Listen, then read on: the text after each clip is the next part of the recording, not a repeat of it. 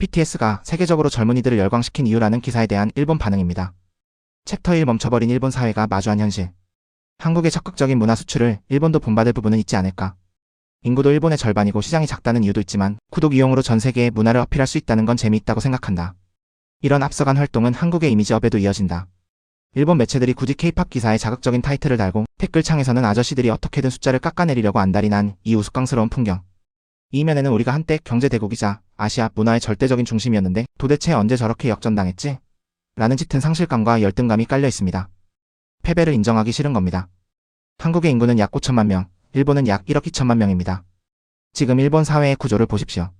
자민당 일당 독재체제가 굳어지면서 기득권층은 자신들의 밥그릇을 지키는 대만 혈안이 되어 있습니다. 경제 발전은 멈췄고 혁신은 사라졌습니다.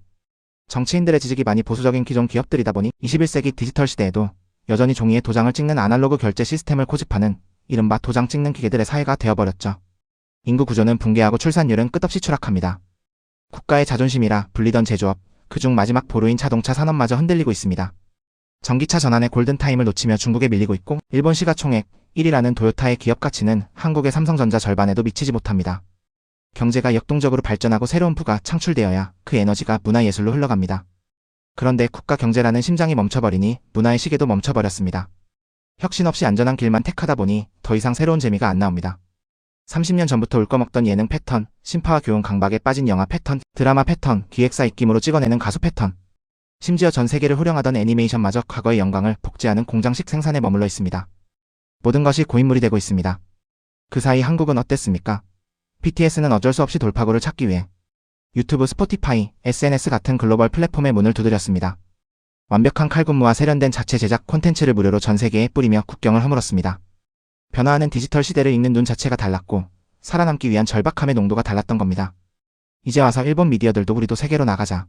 제2의 글로벌 K-팝 그룹을 일본에서 만들자. 라며 허둥지둥 오디션 프로그램을 만들고 흉내를 내고 있습니다. 하지만 사회 전반에 깔린 인프라, 낡은 기획력, 그리고 무엇보다 세상을 대하는 마인드의 차이는 이미 하늘과 땅 차이로 벌어졌습니다. 이것은 단순히 외화벌이 몇 푼의 문제가 아닙니다. 국가의 소프트파워와 전 세계 청년들이 그 나라를 바라보는 문화적 위상의 문제입니다. 매력 없는 국가, 트렌드를 선도하지 못하는 고리타분한 국가라는 이미지는 결국 모든 산업의 경쟁력 저하로 직결됩니다. 챕터 2 팬덤의 품격. 혼잡을 고려해 추첨으로 초대했고 무료 초대분들이 라이브 종료 후에 쓰레기 청소까지 다 하고 돌아가신 모양입니다. 분별력 있는 연령대의 팬이 많아서 폐를 끼치고 싶지 않았던 것 같습니다. 같은 팬으로서 자랑스러웠습니다. 1년 반 정도 된 신입 아미입니다. 고평가 기사는 기쁘지만 다른 아티스트와 비교하거나 나란히 평가하려고 하면 불만을 가지거나 불평을 말하고 싶어지는 사람이 늘어난다는 걸 기자들이 알았으면 좋겠어요. 본인들은 팬퍼스트의 겸손한 멤버들 뿐입니다. 수만 명이 모인 행사에서 자발적으로 쓰레기를 줍고 완벽하게 질서를 지켰다. 이 현상은 단순히 팬들이 착하고 매너가 좋네요로 끝날 일이 아닙니다. 아티스트의 진짜 얼굴은 카메라 불이 꺼진 뒤 대중 앞에 서는 팬들의 뒷모습입니다. 기사 본문에 달린 가장 많은 공감을 받았던 글을 기억하십니까? 어차피 사라진다. 절대 탑을 딸 수 없다. 꿈 깨라. 비판과 바싱배싱을 받았습니다. 그럼에도 포기하지 않았던 그들의 노력, 믿어준 아미들.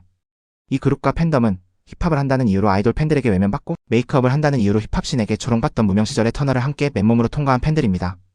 내 아티스트가 세상의 편견을 깨고 지금의 자리에 오르기까지 얼마나 노력을 하고 험난한 길을 걸어왔는지 잘 알고 있습니다. 그렇기 때문에 팬들 스스로가 세상의 흠집을 잡히지 않기 위해 조심하고 성숙하게 행동하는 겁니다. 우리가 질서를 지키지 않고 엇나가는 순간 그 비난의 화살은 고스란히 우리 아티스트에게 향한다는 애정이 빚어낸 품격인 셈입니다. 슈퍼 아티스트가 되어도 전혀 뽐내지 않고 멤버 전원이 모이면 언제나 빡자지껄 허당스러움도 파리. 훌륭하다고 생각합니다.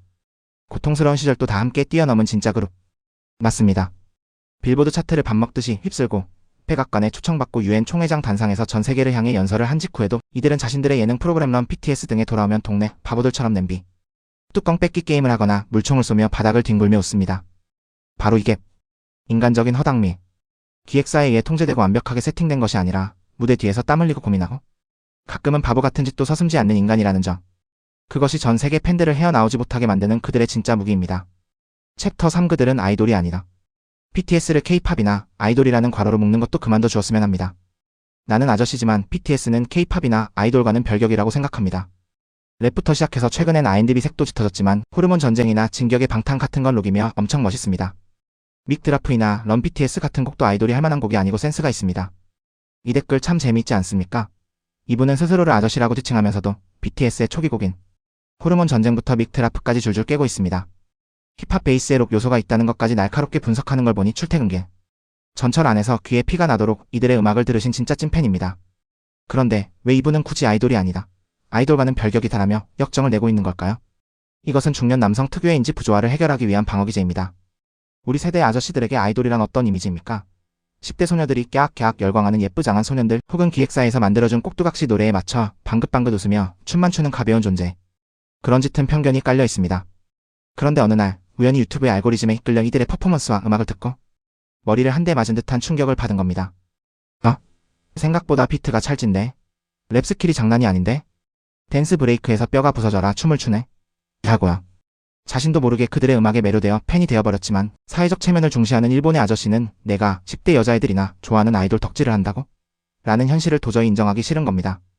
자존심이 허락하지 않는 거죠. 자신이 좋아하는 대상을 아티스트나 록힙합 뮤지션으로 강제로 격상시켜버리는 겁니다. 내가 좋아하는 건 흔해 빠진 아이돌이 아니야. 이건 록이고 힙합이야. 그러니까 내가 이들을 좋아하는 건 수준 높은 음악적 취향 때문이지 결코 주책맞은 덕질이 아니야. 라며 스스로에게 합리화합니다. 현지에서는 인기 없다. 기사 사진도 관계없는 촛불 집회 사진을 써서 사람이 많이 모인 것처럼 인상 조작을 하고 현지 한국에서는 대단한 집객력이 없고 과장이 지나치면 그냥 페이크 뉴스지. 너무 과장된 보도는 자신들의 가치를 떨어뜨린다는 걸 깨달아야 함. 4만 명 집객 수고하셨습니다. 무료로 2만 명 동원했나 보네요. 노력은 진짜니까 응원합니다. 첫 번째 팩트. 현지 한국에서는 대단한 집객력이 없다. 이건 완전한 거짓 폴스입니다. 이 그룹은 한국 최대 규모의 공연장인 잠실 올림픽 주경기장 한 번에 4만 5천 명에서 5만 명을 수용하는 그 거대한 스타디움을 며칠 연속으로 가볍게 매진시킵니다. 한국 현지에서 BTS 콘서트 티켓을 구하는 건 제가 도쿄 시부야 스크램블 교차로 한복판에서 산타클로스를 만날 확률보다 낮습니다. 키보드가 부서져라 클릭해도 표를 구할 수 없는 피튀기는 티켓팅, 이른바 피켓팅이라는 단어를 창시한 격인 그룹입니다. 두 번째 팩트.